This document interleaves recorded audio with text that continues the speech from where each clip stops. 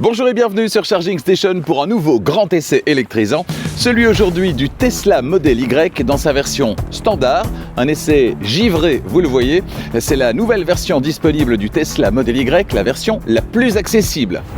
Cet essai vous est proposé par Arval, solution de leasing pour professionnels et particuliers. Autoscout24, la plus grande plateforme en ligne de vente de voitures neuves et d'occasion en Europe. Et Luminus, des solutions de recharge qui vous suivent partout.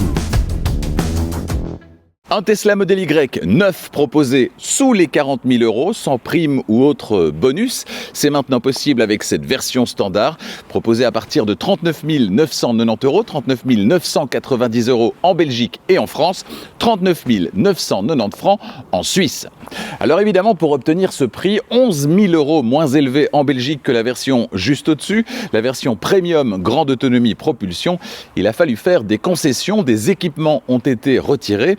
Sachant que ce véhicule est déjà très bien équipé à la base, est-ce que le fait d'avoir retiré des équipements le place au niveau de la concurrence? Est-ce que c'est juste une version normale, logique du Tesla Model Y? Ou est-ce que les économies se voient un petit peu trop? On peut se poser la question. Alors quelles sont les qualités mais également les défauts de ce Tesla Model Y standard? Eh bien pour le savoir, j'en ai pris le volant non pas pendant 2 heures ou une journée au soleil dans le sud de l'Espagne, mais bien ici dans mes conditions du quotidien et en l'occurrence avec des températures proches de zéro. Toutes les réponses aux questions que vous vous posez se trouvent donc dans cet essai. Allez, avant de démarrer, vous ne l'avez pas encore fait, faites-le maintenant. Abonnez-vous à Charging Station et n'oubliez pas d'activer la clochette des notifications pour être prévenu dès qu'une nouvelle vidéo électrisante est disponible. La prochaine, ce sera dans quelques jours. D'abord, le premier trajet et ensuite le grand essai. On sera toujours dans le segment des SUV. Gros SUV, on sera chez Hyundai avec le Hyundai Ioniq 9 et un style qui ne plaira pas à tout le monde, mais qui a le mérite en tout cas de faire parler de lui. Que vaut-il? J'en prendrai le volant pendant une semaine et vous saurez tout. D'autres essais tout aussi électrisants arrivent pour démarrer l'année 2026. Je vous en reparle tout à l'heure. À l'extérieur, par rapport à la finition premium, la finition standard du Model Y se distingue assez facilement avec de profil des enjoliveurs en plastique façon Cybertruck sur des jantes de 18 pouces, une face avant redessinée qui gomme la bande LED centrale et un arrière remanié lui aussi, exit le bandeau LED central à l'arrière également avec éclairage par réflexion, ce qui avait fait beaucoup parler au moment de l'arrivée de la version Juniper du Model Y. Ici, on n'en a plus au profit de quelque chose de plus simple, de plus passe-partout. Personnellement, j'aurais tout de même apprécié de pouvoir choisir en option d'autres jantes que ce qui est proposé ici, quitte à rogner un petit peu sur l'autonomie revendiquée. Ce n'est malheureusement pas possible, en tout cas de manière officielle, sur le site de Tesla. Et vous, que pensez-vous de la ligne de ce Model Y standard? Est-elle devenue un peu trop standard ou au final, est-ce que pour vous ça ne change pas grand-chose? Dites-le moi dans les commentaires. Côté technique, Tesla a profité de l'introduction de cette nouvelle version standard pour supprimer l'ancienne version d'entrée de gamme propulsion. On a donc toujours ici un moteur synchrone à aimant permanent situé à l'arrière, qui dit propulsion, dit moteur qui entraîne les roues arrière. Alors la puissance a été revue à la baisse, mais c'est toujours largement suffisant, croyez-moi. On en reparlera sur la route avec un 0 à 100 par exemple, qui est abattu en 7 secondes et 2 dixièmes, c'est-à-dire 1 seconde et 3 dixièmes plus lentement seulement que l'ancienne version propulsion d'entrée de gamme. Concernant le poids, 1906 kg, un poids revu à la baisse, qui dit moins d'équipement, dit moins de poids sur la balance. Voilà qui est tout bon pour la consommation et donc l'autonomie, l'efficience de ce véhicule. On en reparlera sur la route également tout à l'heure. Et puis concernant la charge tractable, on est sur 750 kg, c'est la norme si la charge n'est pas freinée. Si la charge est freinée, on peut monter jusqu'à 1600 kg et ça c'est très bien. Entre les 4 roues, sous le plancher, la batterie qui va alimenter le moteur électrique, une batterie LFP, lithium fer phosphate, une batterie avec laquelle vous allez pouvoir profiter en permanence d'une recharge à 100%, puisque chimie LFP, tout en respectant évidemment les consignes du constructeur. Le constructeur ne communique pas sur la capacité de la batterie, mais on peut estimer que la capacité utile, réellement utilisable, se situe aux alentours de 65 kWh. L'autonomie maximale jusqu'à 534 km, ça reste très confortable. Et sur ce point également, cette version standard n'a donc rien d'une version qui offre des prestations au rabais. Elle est toujours située à l'arrière du côté gauche, la trappe motorisée qui renferme les connecteurs de recharge directement accessibles. Connecteur de type 2 en partie supérieure pour la recharge sur le courant alternatif, celui qui circule dans nos rues et dans nos maisons, c'est la recharge du quotidien avec un chargeur embarqué de 11 kW. Si vous voulez recharger sur des superchargeurs, sur le courant continu, là c'est la somme des deux connecteurs, le connecteur combo CCS avec une puissance acceptée de 175-175 kW. Dans la vraie vie, je suis monté quand même jusqu'à 180, voilà, qui est plutôt dans une bonne moyenne. Mais ce qui est intéressant, évidemment, c'est la courbe de recharge, histoire de voir combien de temps il faut pour passer, par exemple, de 0 à 100% sur le courant alternatif, de 10 à 80% sur le courant continu. Mais surtout ça, Tesla ne communique pas. L'idéal donc, c'est de vérifier ce que ça donne dans la vraie vie. Alors, combien sur le courant continu pour passer de 10 à 80% de capacité de batterie dans des conditions plutôt fraîches? Eh bien, regardez. Démarrage de la recharge il y a quelques secondes, c'était à 16h21, il est maintenant 16h22, on était à 10%, on est maintenant déjà à 14%. Puissance délivrée au niveau de la voiture, 145-144 kW. Combien pour atteindre 80%, sachant qu'à l'extérieur il fait 0 degré, très précisément, vous le voyez ici au-dessus, et que la batterie a été préconditionnée pendant une vingtaine de minutes pour atteindre ce superchargeur. Combien de temps donc pour atteindre les 80%? Les paris sont lancés.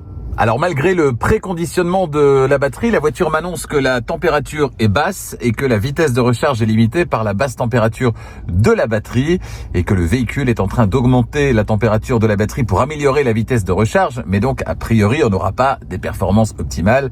Bon, on pouvait s'en douter évidemment étant donné qu'il fait 0 degré dehors. On est à 132 kW de puissance acceptée pour l'instant par la voiture alors qu'on est à 44%. On recharge depuis 9 minutes maintenant.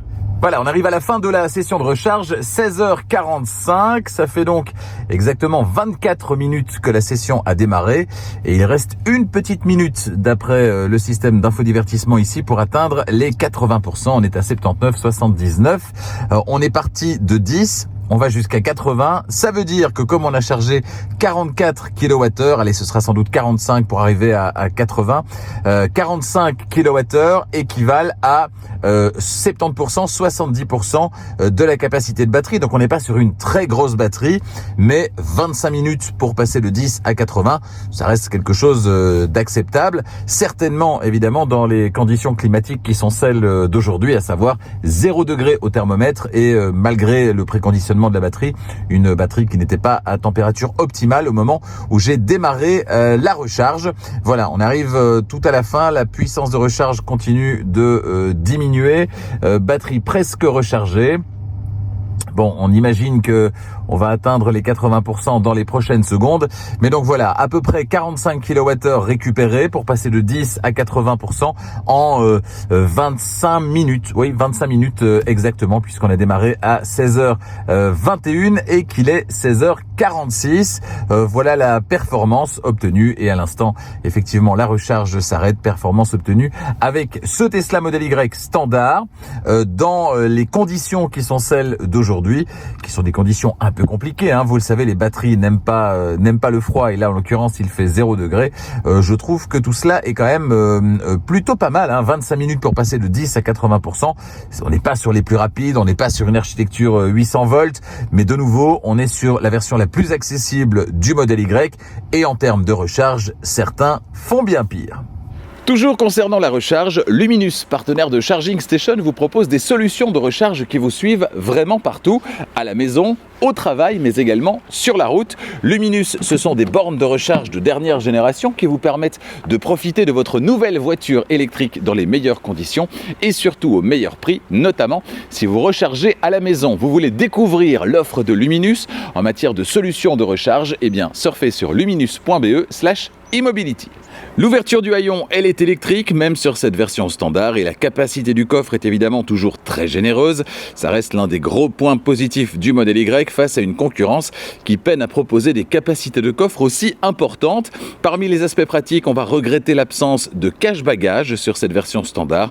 Une économie un peu gênante puisque ça rend les bagages visibles à travers la vitre du haillon et les vitres latérales. Par contre, on va retrouver un plancher en deux parties avec un compartiment énorme énorme sous la première partie et puis une alcôve de chaque côté avec une prise 12 volts à gauche. Vous pourrez glisser comme ici votre câble de recharge dans l'une de ces alcôves ou bien à l'avant, sous le capot, puisqu'on a toujours un frunk, un coffre avant de capacité très généreuse, 114 litres. Dans un instant, on passe à l'avant et je vous fais découvrir le tableau de bord, la planche de bord remaniée de ce Tesla Model Y standard. Avant ça, on est à l'arrière, y est-on bien installé? Eh bien oui, il y a de la place dans un Tesla Model Y et il n'y a pas de raison que ça change sur cette version standard. Le siège conducteur est réglé pour moi, pour mon mètre 90, mon mètre 90. Voilà ce que ça donne à l'arrière. J'ai de la place au niveau des genoux, j'ai largement de la place au niveau des pieds, même avec les réglages pour ma taille, mon mètre 90, mon mètre 90. Eh bien le siège est positionné relativement haut et donc j'ai toute la place que je veux au niveau des pieds. Ça c'est une bonne nouvelle, avec un angle ici qui n'est pas trop défavorable, ce qui est généralement le cas sur les voitures électriques à cause de la présence du pack de batterie dans le plancher. On a généralement une assise à l'arrière qui est positionnée très bas, histoire de gagner en hauteur, et donc un angle ici qui n'est pas toujours favorable. Ici franchement ça passe. Et petite astuce supplémentaire, avec la petite tirette ici avec laquelle on peut rabattre le siège, eh bien on peut également incliner le dossier et avoir encore un petit peu plus de confort, voilà qui est vraiment sympa.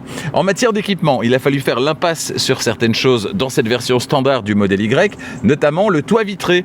Ici à l'extérieur on a toujours la vitre, mais à l'intérieur on a un toit qui est habillé. On n'a donc pas plus de toit vitré, de toit panoramique sur cette version standard du Tesla Model Y. Si je descends, exit également l'écran arrière qui était apparu sur la version Juniper du Tesla Model Y. Sur cette version standard, il a disparu. Seuls subsistent les deux prises USB-C. Au sol, on a toujours un plancher plat. Évidemment, voilà qui est très très bien. Concernant les deux places principales ici à l'arrière, elles ne sont plus chauffantes. C'est le cas toujours à l'avant, mais plus à l'arrière. Et puis concernant l'habillage, eh bien on remarque sur cette version standard un habillage partiel en tissu sur les portières, mais également sur les sièges. Moi personnellement, je trouve ça très très joli. Dites-moi ce que vous en pensez dans les commentaires. Concernant les poignées de maintien, je sais que certains y sont très très attachés. Eh bien vous le voyez ici, il n'y en a absolument aucune. Et concernant l'accoudoir central à l'arrière, alors on n'a pas vraiment un accoudoir central, on a plutôt une partie centrale, la partie 20 du 40 qui s'abaisse et au dos de laquelle on va retrouver deux porte-gobelets, voilà qui permet de transporter également des objets longs. Ça va permettre d'avoir une sorte de trappe à ski avec cette partie 20 centrale qui peut s'abaisser indépendamment et tout de même permettre de conserver deux places principales à l'arrière. Voilà qui est plutôt sympathique. Bon, à l'arrière c'est sympa, à l'avant est-ce que c'est sympa également? Eh bien on y va maintenant. À l'intérieur de ce Model Y standard, c'est un peu triste parce que c'est noir, c'est sombre. L'option intérieur blanc n'est d'ailleurs pas disponible sur la version standard, mais en aucun cas on a l'impression d'être dans un Model Y bas de gamme. Je dirais même que le tissu qu'on va retrouver sur la planche de bord, sur les portières, sur les sièges également, eh bien tout ça vient apporter un petit côté cossu qu'on n'a pas l'habitude de ressentir dans une Tesla, à l'ambiance qui est plutôt en général clinique. Alors ce qui va changer par rapport aux versions supérieures, c'est essentiellement la partie entre les sièges, avec ce grand vide entre la console centrale et la planche de bord. On détaille ça dans un instant. Rien à dire concernant les assemblages, c'est très bien réalisé, pas de bruit parasite à signaler durant cette semaine d'essai. Et puis il est toujours là, le grand écran d'infodivertissement. Tesla n'a fait aucune économie sur ce point et c'est tant mieux. Ce système reste probablement l'un des meilleurs actuellement sur le marché. Et vous, que pensez-vous de cet intérieur? Eh bien dites-le moi dans les commentaires. La description du tableau de bord, ça va aller vite, évidemment, c'est toujours aussi dépouillé. Sur la portière conducteur, on va retrouver en partie supérieure le bouton d'ouverture électrique de la portière. En partie intermédiaire, les vitres électriques et la poignée d'ouverture d'urgence, qui est maintenant bien identifiable via un pictogramme. Et puis en partie basse, un vide-poche assez grand, mais qui, contrairement aux versions supérieures, doit se passer de l'habillage en feutrine. Le volant, il est réglable manuellement, en hauteur, pas électriquement sur cette version standard. Réglable en profondeur également, bien sûr. Il est également chauffant. On y retrouve deux roulettes multifonctions et des boutons pour, à gauche, l'appel de phare, les essuie-glaces et via ces boutons aussi l'accès au menu essuie-glace et au menu éclairage sur l'infodivertissement. Et puis à droite, des raccourcis vers les caméras et la commande vocale. Un commodo ensuite à gauche, celui des clignotants. Derrière le volant, pas d'écran instrument ni d'affichage tête haute. Pour surveiller la vitesse, ça se passe donc quand la voiture est en marche ici en haut à gauche sur l'écran d'infodivertissement et c'est ok, hein, franchement, quoi qu'en disent certains, arrêtons avec les ah mais il faut trop détourner le regard, ça ne va pas, c'est dangereux. Franchement, si l'affichage avait toujours été à cet endroit où il faut d'ailleurs à peine détourner le regard et que tout à coup, eh bien, on le mettait derrière le volant, eh bien les mêmes personnes qui râlent maintenant diraient oh mais enfin on a toujours mis ça là, pourquoi est-ce qu'il faut aller cacher ça derrière le volant? Ça n'a vraiment aucun sens. L'écran central tactile de 15,4 pouces donc, on y revient dans un instant. Sous l'écran, bye bye la console centrale, en partie en tout cas, puisqu'on a ici sous les deux emplacements de recharge par induction un grand bac ouvert qui n'est malheureusement pas recouvert d'antidérapant. Plus en arrière entre les sièges, on a les inévitables porte-gobelets et sous la coudoir centrale, là aussi un grand vide-poche qui renferme toujours une prise USB-C. La boîte à gants enfin qui s'ouvre toujours via l'écran d'infodivertissement. Elle est de contenance plutôt réduite mais recouverte de feutrine et elle abrite une prise USB avec le stockage pour le mode Sentinelle. Voilà pour la description de l'intérieur de ce modèle Y. On va maintenant s'intéresser au système d'infodivertissement. Sur cette version standard du modèle Y, eh bien Tesla n'a fait aucune économie, je le disais, concernant le système d'infodivertissement et c'est tant mieux puisque ça reste l'un des meilleurs systèmes disponibles actuellement sur le marché. C'est réactif, c'est ergonomique, tout est bien pensé, chaque chose est à sa place. Alors oui, tout se passe via l'écran, mais quand tout est bien organisé, eh bien les choses se passent plutôt bien. On a par défaut cet écran quand on rentre dans la voiture avant de mettre, vous le voyez ici, le pied sur le frein pour démarrer. Le fait de mettre le pied sur le frein, eh bien, va réveiller le système. Avant ça, vous pouvez ouvrir le coffre avant, vous pouvez verrouiller, déverrouiller la voiture, la trappe de recharge, le coffre également. Et puis une fois que vous mettez le pied sur le frein, vous voyez apparaître un petit menu ici à gauche qui va vous permettre, en l'absence de commodo pour gérer le sens de marche, eh bien, ça va vous permettre d'avancer ou de reculer, d'indiquer à la voiture où vous devez aller. Mais là aussi, il y a, vous le savez peut-être, une petite astuce. J'en reparlerai sur la route. Donc, vous décidez d'aller vers l'avant ou vers l'arrière. On va dire vers l'avant, voilà. Et dans ce cas-là, la voiture se met en mode marche, c'est-à-dire qu'à droite, vous avez droit à la carte. À gauche, vous avez des petites infos comme ici, mettez votre ceinture. Ici, un petit widget qui vous indique ce que vous êtes en train d'écouter, le média en cours de lecture. Et puis, la voiture qui vous indique que pour aller en marche avant, il suffit maintenant d'accélérer. La voiture qu'on va retrouver ici dans son environnement. Je suis pas très convaincu par cette manière d'afficher l'environnement de la voiture. Je trouve ça un petit peu brouillon personnellement. J'aurais largement préféré une vue caméra à 360 degrés, mais vous le savez, ce n'est pas disponible chez Tesla malheureusement. En partie inférieure, un menu toujours disponible avec réglage du volume sonore ici à droite. C'est possible pour le conducteur, sur le volant bien sûr également.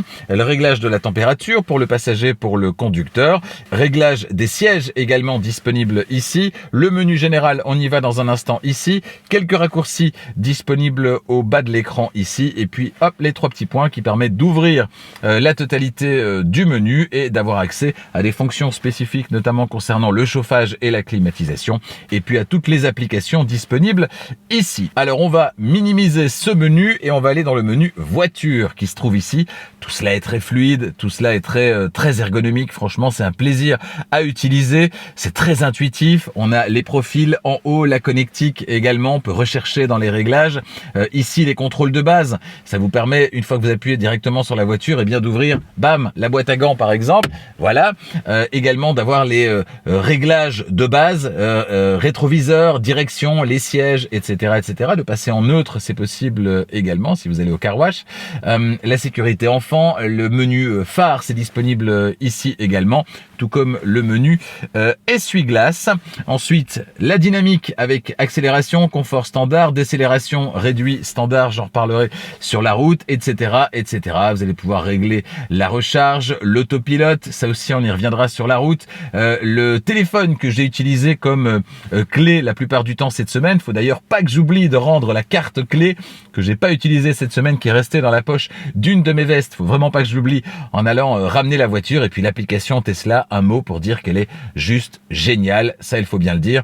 Franchement, ils sont très très forts. Cette application, elle est très complète, il y a pas mal de choses dessus. Et puis le fait de pouvoir utiliser son téléphone téléphone comme clé, c'est hyper fiable, et donc ça c'est très très important évidemment, histoire de pas se promener en permanence avec la carte au cas où. Les éclairages, on va les régler ici, j'en reparlerai sur la route. L'affichage ici, les plannings, sécurité, entretien, logiciel, les mises à jour, tout cela se fait évidemment over the air. Et puis on a ici les réglages audio qui vont vous permettre d'affiner le son tel que vous l'aimez. Je reviendrai d'ailleurs sur le système sonore présent dans cette version standard du modèle Y quand on sera sur la route dans quelques minutes. Voilà, on peut abaisser ce menu et tout de suite, alors d'une part, passer la marche arrière, histoire de voir ce que ça donne au niveau des caméras. Donc je le disais, pas de mode 360 degrés, pas d'affichage à 360 degrés, le mode Bird View, non, uniquement cette vue ici. Bon, vous en pensez ce que vous voulez. Moi j'aime bien quand il y a des caméras. La définition ici est plutôt bonne. Étant donné qu'on va vers l'arrière, eh bien on a la vue arrière, mais il est possible d'avoir la vue avant, évidemment, si je vais vers l'avant. Et vous ne le voyez pas, mais quand je choisis la marche arrière, les rétroviseurs extérieurs basculent, histoire de m'offrir une meilleure vue sur ce qui se passe à l'arrière au niveau des roues. Ici, gauche, droite, évidemment. Voilà. On regrette l'absence de système à 360 degrés, mais ce qu'on a là propose, il faut le reconnaître, une belle définition. Alors, on va revenir sur le menu par défaut et on va aller à Marseille. La batterie est à 40%. Évidemment, si je choisissais d'aller réellement à Marseille, je démarrerais avec 100%, pas avec 40%. Et en partant avec 40%, eh bien, on a 5 arrêts. À Namur, tout d'abord, pour une recharge de 22 minutes. Ensuite, en France, un premier arrêt de 27 minutes, 28 minutes pour le suivant, 15 minutes pour l'avant-dernier et 5 petites minutes du côté de l'Épène Mirabeau pour une recharge là aussi pour compléter, histoire d'être à l'aise avec l'autonomie.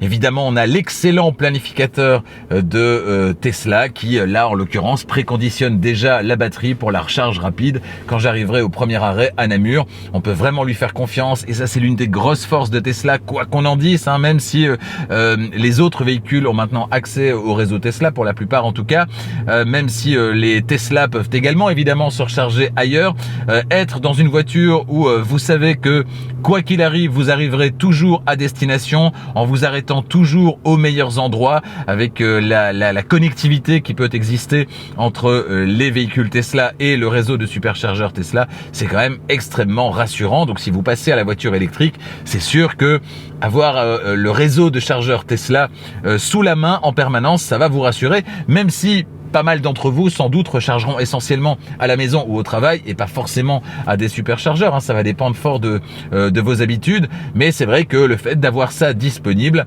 pour le ou les quelques longs trajets durant l'année, eh bien ça va forcément vous rassurer. Je peux évidemment avoir pas mal d'informations sur les arrêts de recharge, forcément, puisque ce sont des superchargeurs. Celui de Namur ici, on voit ce qu'on trouve à proximité, on voit le coût exactement, et puis on peut savoir exactement combien de chargeurs sont disponibles. On est sur 250 kW maximum délivré, c'est-à-dire largement plus que ce que cette voiture peut supporter, et on a également 9 chargeurs sur 15 actuellement qui sont disponibles. Voilà, tout ça avec une extrême fluidité, on peut se promener dans la carte évidemment, c'est vraiment génial. Voilà ce qu'on peut dire donc sur ce système d'infodivertissement qui reste, ma foi, je pense, une référence tout de même en matière de voitures électriques et de facilité d'ergonomie, de facilité d'utilisation. On ne va pas une fois de plus à Marseille, on va donc rappuyer ici sur P pour se stationner,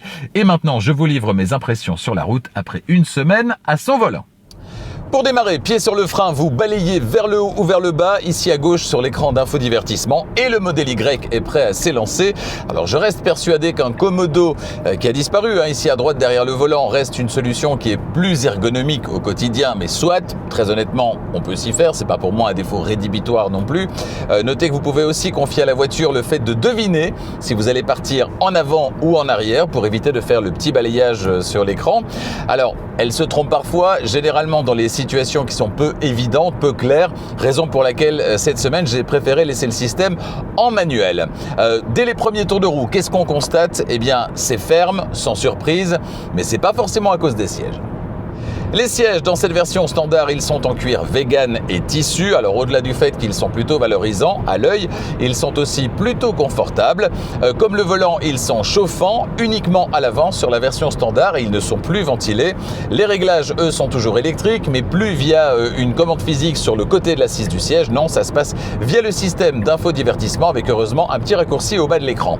Alors j'en entends déjà certains crier au scandale, mais si on veut rester un tant soit peu objectif, a priori on ne change pas de taille d'un trajet à l'autre et donc à partir du moment où on peut figer sa position dans un profil, c'est pas vraiment un problème. J'ai réglé le siège pour mon mètre 90, mon mètre 90 au début de la semaine, j'ai roulé toute la semaine sans devoir y toucher, tout va bien. Cet exemplaire d'essai du modèle Y standard, il est équipé de l'autopilote standard, c'est-à-dire la formule de base. Pas d'autopilote amélioré, pas de capacité de conduite entièrement autonome donc dans cette voiture d'essai, mais c'est disponible en option. Ça veut dire que cette voiture, si vous optez pour la totale, eh bien elle sera prête pour la conduite entièrement autonome quand la législation européenne l'autorisera. Comme je l'avais déjà signalé lors de l'essai de la version restylée du modèle Y, le modèle Y Juniper, eh bien je ne suis toujours pas convaincu par la conduite assistée telle que proposé par Tesla.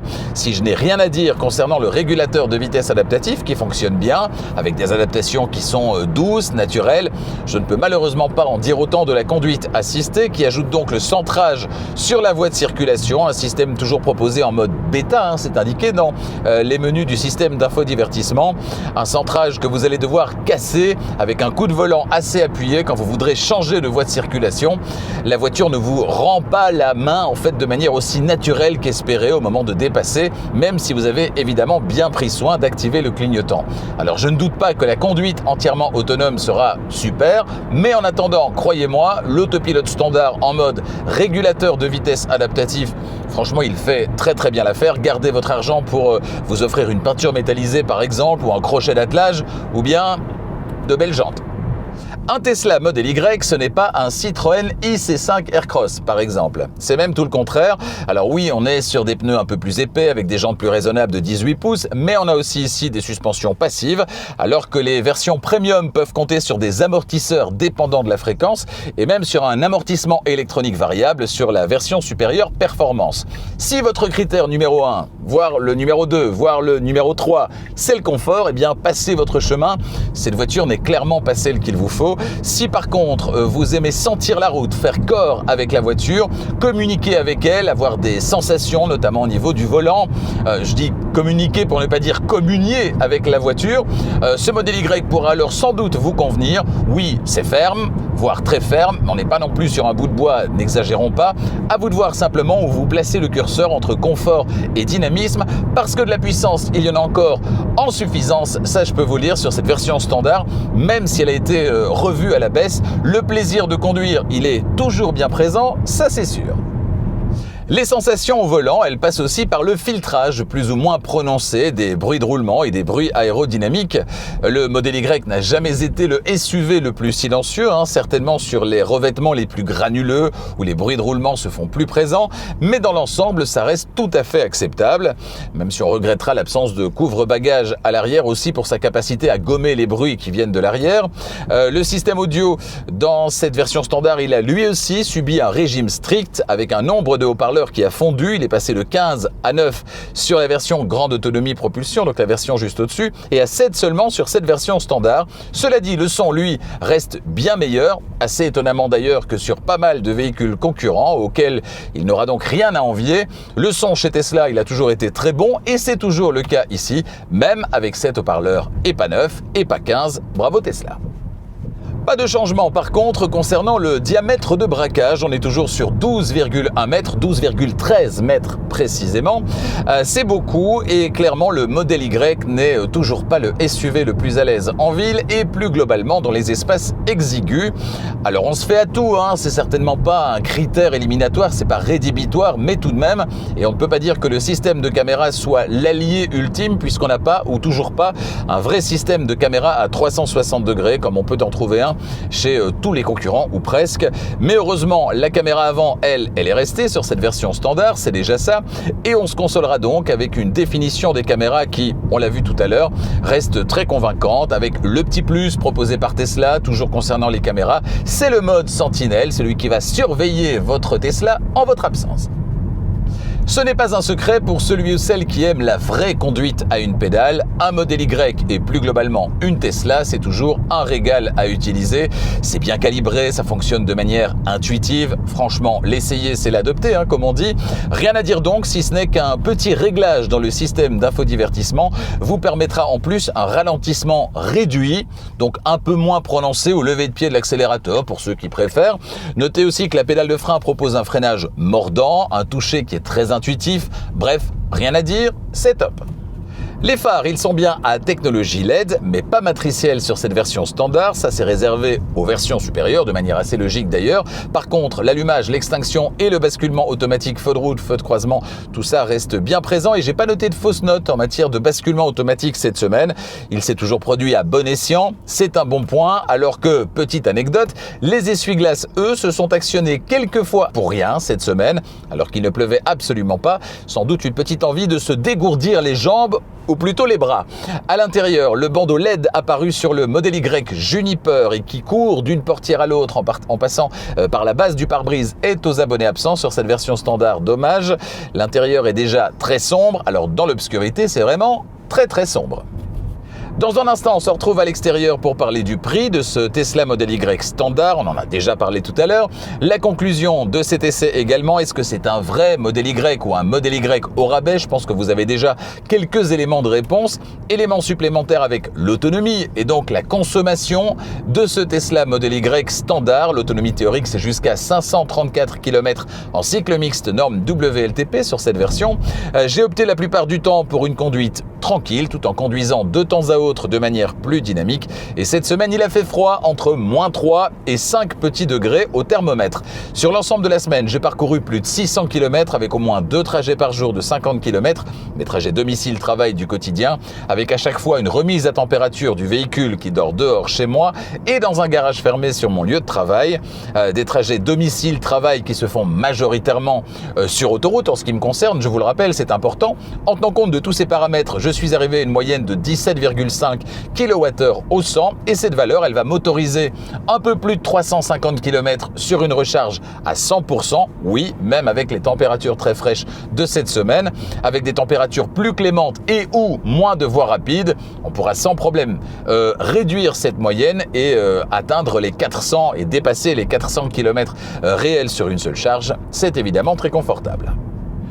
Les prix, les voici pour la Belgique, la France et la Suisse. Et je vous en parlais tout à l'heure, c'est très facile, c'est le même prix partout, 39 990, 39 990 en euros pour la Belgique et la France, en francs suisses pour la Suisse évidemment. Côté option, on a ici sur ce véhicule d'essai la peinture métallisée gris Stealth, facturé 1300 €. Ce sera 1300 € également pour le noir diamant, en sachant que le blanc, lui, est de série.